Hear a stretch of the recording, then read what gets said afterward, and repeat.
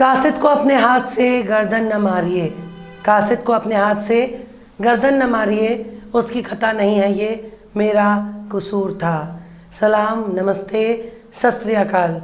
मैं हूँ आपके साथ हर्षिता मिश्रा और आप देख रहे हैं टाइम्स मेल। हमारे देश में अब इलाज का खर्च 2 गुना हो गया और इसके लिए सिर्फ और सिर्फ हमारे घर की भैंस जिम्मेदार है, क्योंकि उसके फैलाए गए गोबर से पूरा मोहल्ला, पूरा देश परेशान है। इसके लिए अगर हम किसी इंसान को जिम्मेदार ठहरा दें तो मामला बदल जाएगा। लोग कहेंगे कि आप हमारे नेता पर क्यों सवाल उठा रहे हैं। अब तो अनपढ़ बोलने पर भी चमचे और चट्टू खुद पर ले लेते हैं, तुरंत बुरा मान जाते हैं। इसलिए सारी मुसीबत की जड़ हमारे घर की भैंसिया है, क्योंकि ढोल नगाड़े के शोर में हमारे भैंस का गोबर नज़र नहीं आता। सच तो यही है कि हमारे घर की भैंस ने पूरे देश को तबेला बना दिया और उस तबेले में हम लोग अपना ही तमाशा देख रहे हैं। हमारी भैंस अब मदारी बन चुकी है और हम खुद की बर्बादी के तमाशे देख रहे हैं। महंगाई अब इस हद तक बढ़ती जा रही है कि भैंस को जिम्मेदार ठहराने पर हमारी भैंसिया हमें ही सींग दिखाने लगती है।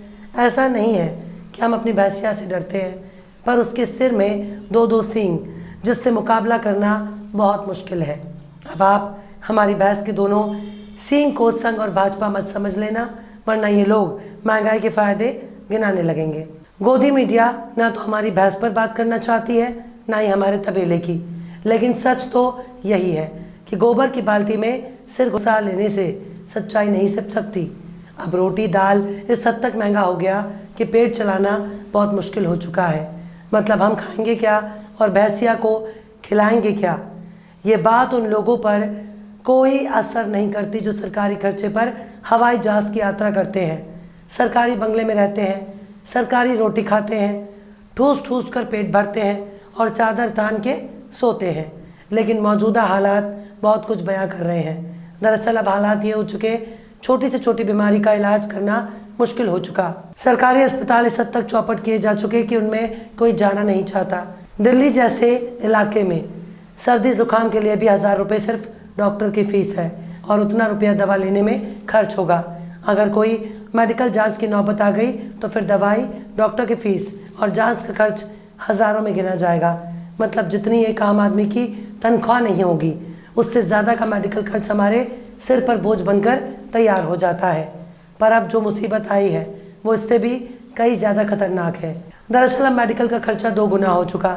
जब सरकार महंगाई कम करने की बात करती है तो उसी महंगाई को दूसरी तरफ डाइवर्ट करके महंगाई के आंकड़े पेश कर दिए जाते हैं।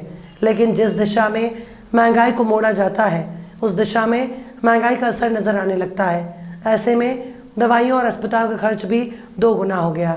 इन सब के लिए हमारे मोदी जी बिल्कुल भी जिम्मेदार नहीं है। मोदी जी के दोस्त अडानी अंबानी तो बिल्कुल भी इसके लिए जिम्मेदार नहीं है। सब कुछ की मुसीबत हमारे घर की भैंसिया है, जिसे छूने की हिम्मत ना तो शम्स मियाँ में है ना उनके बच्चों में। इस पूरे महंगाई के लिए सिर्फ और सिर्फ हमारी भैंस जिम्मेदार है। आखिर कैसे पूरे देश के लिए मुसीबत बनती जा रही है हमारी भैंसिया, बताएंगे आपको और भी बहुत कुछ। लेकिन आप अगर हमारे चैनल पर नए हैं और पहली बार हमारी वीडियो को देख रहे हैं तो आप हमारे चैनल टाइम्स मेल को सब्सक्राइब कर लें, वीडियो को लाइक कर दें और बेल आइकन का नोटिफिकेशन बटन भी प्रेस कर दें, ताकि बिना देरी हमारी हर खबर आपको मिलती रहे। लौटते हैं आप खबर की तरफ। अब हमारे देश में इलाज कराना हर किसी के बस में नहीं रहा। अब केवल रईसों और अमीरों के लिए ही इलाज मुमकिन है, वरना अस्पताल जिंदा इंसानों को लाश में बदलने की सिर्फ एक मशीन बन चुकी है। अगर आपके जेब में रोकड़ा है तो अस्पताल जा सकते हैं, वरना आप राम भरोसे घर में दुबक कर बैठ सकते हैं। सरकारी अस्पताल को बहुत ढंग से बर्बाद कर दिया गया और प्राइवेट में इलाज इतना महंगा कर दिया कि आप सोच भी नहीं सकते। टाइम्स ऑफ इंडिया ने अपनी रिपोर्ट में बताया कि बीते 5 साल के दौरान इलाज का खर्च अब 2 गुने से भी ज़्यादा हो चुका है। टाइम्स ऑफ इंडिया की रिपोर्ट बता रही है कि इन्फेक्शन से होने वाली बीमारियों और सांस से जुड़ी परेशानियों के इलाज के लिए इंश्योरेंस क्लेम तेज़ी के साथ बढ़ रहा है। एक तरफ महंगाई की मार 7% के आसपास है, तो वहीं मेडिकल इन्फ्लेशन 14% की रफ्तार से भी ज़्यादा तेज़ी से बढ़ता जा रहा है। टाइम्स ऑफ इंडिया की एक रिपोर्ट में पॉलिसी बाजार के डेटा के हवाले से बताया गया कि संक्रमण रोग के इलाज के लिए 2018 में औसतन मेडिकल इंश्योरेंस का क्लेम 24,569 रुपये हुआ करता था, जो 2022 में बढ़कर 64,135 रुपये हो चुका है। यानी 5 सालों में इस बीमारी के इलाज पर आने वाला खर्च 160% महंगा हो रहा है। मुंबई जैसे महानगरों में ये खर्च 30,000 से बढ़कर 80,000 रुपये हो चुका, मतलब 2 गुने से भी ज़्यादा का इलाज का खर्च हो चुका। भारत जैसे देश में अनगिनत लोग रोज़ाना बीमार पड़ते हैं और मौसम बदलने के साथ बैक्टीरियल इन्फ्लेशन और सर्दी जुकाम बुखार की बीमारी होने लगती है। लेकिन आज के दौर में सर्दी जुकाम बुखार के लिए भी आपको कम से कम 2,000 खर्च करने पड़ेंगे। 500, 700 और 1,000 रुपये फीस लेने वाले इलाके में मिल जाएंगे और 500, 1,000 के बीच दवाइयाँ भी लिखते हैं। लेकिन अगर डॉक्टर ने पर्चे पर जांच लिख दी तो सोने पे सुहागा, कंगाली में आटा गीला हो जाता है। टाइम्स ऑफ इंडिया ने बीमा कंपनियों की डेटा की बीमा पॉलिसी के आधार पर इलाज में होने वाले खर्च की पैमाइश की है, वरना सरकार तो भूलकर भी ऐसा डेटा जारी करने से रही। अगर बीते 5 साल के दौरान इलाज पर होने वाला सालाना खर्च का जिक्र करें तो साल 2018 में सांस से जुड़ी बीमारियों का औसत क्लेम 48,452 रुपये हुआ करता था, जो 2022 आते आते 94,245 रुपये हो चुका। यानी 18% के दर से सालाना इलाज महंगा हो गया, जो अब 2 गुने के आंकड़े को पार कर चुका है। जबकि मुंबई में ये खर्च 80,000 से बढ़कर 1,70,000 हो चुका। मतलब अगर आपके पास रोकड़ा तब तो आप मामूली से मामूली बीमारी का इलाज करा सकते हैं, वरना आपका इलाज वैसे ही होगा जैसे मोदी जी के आयुष्मान में मर चुके लोगों का इलाज किया गया, जिसकी पोल पट्टी CAG ने खोल कर रख दी है। आज के दौर में एजुकेशन और हेल्थ बहुत बड़ी समस्या बन चुकी है। हमारे देश में एजुकेशन और हेल्थ देने की जिम्मेदारी स्टेट की होती है, अर्थात सरकार ही आपके बीमार होने पर इलाज कराएगी और शिक्षा देने की जिम्मेदारी भी सरकार की है। पर सरकार ने शिक्षा और स्वास्थ्य को प्राइवेट कर दिया। एक वेलफेयर स्टेट के लिए प्राइवेट स्कूल और प्राइवेट हॉस्पिटल होना शर्म की बात है। सरकार की वेलफेयर पॉलिसी से पब्लिक को ही बाहर कर दिया, वरना प्राइवेट स्कूल और प्राइवेट अस्पतालों को कोई वजूद नहीं होता। हमारा देश तब तक तरक्की नहीं करेगा जब तक मजदूर और नेता का बेटा एक साथ एक ही स्कूल में नहीं पढ़ेगा। हमारे देश में तब विकास नहीं होगा जब तक प्राइम मिनिस्टर और रिक्शा वाले का बेटा एक ही अस्पताल में इलाज नहीं कराएगा। कोरोना महामारी के बाद से इलाज पर होने वाले खर्च में लगातार इजाफा होता जा रहा है। खासतौर से बीमारी का इलाज सबसे ज़्यादा महंगा हुआ। इलाज के लिए इस्तेमाल किए जाने वाली मेडिकल इक्विपमेंट और सामान भी महंगा हो चुका।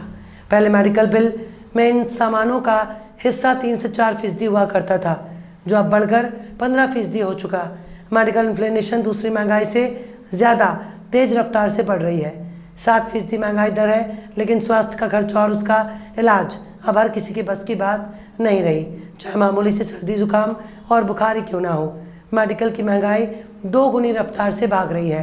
हेल्थ इंश्योरेंस की मांग में बढ़ रही है और इलाज महंगा हो रहा है। ऐसे में उन लोगों को कोई फर्क नहीं पड़ता, विश्वगुरु होने का तमगा लेकर घूम रहे हैं। इसके लिए सरकार को दोष देना ही बेकार है, क्योंकि सरकार उल्टा आपको ही दोष देने लगेगी। इसलिए इस समस्या की जड़ सिर्फ हमारी भैंस है।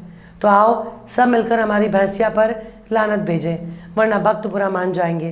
बहरहाल चलते चलते आखिर में जिगर मुरादाबादी ने भी क्या खूब फरमाया है, आंखों का था कसूर न दिल का कसूर था। आंखों का था कसूर न दिल का कसूर था, आया जो मेरे सामने मेरा गुरूर था।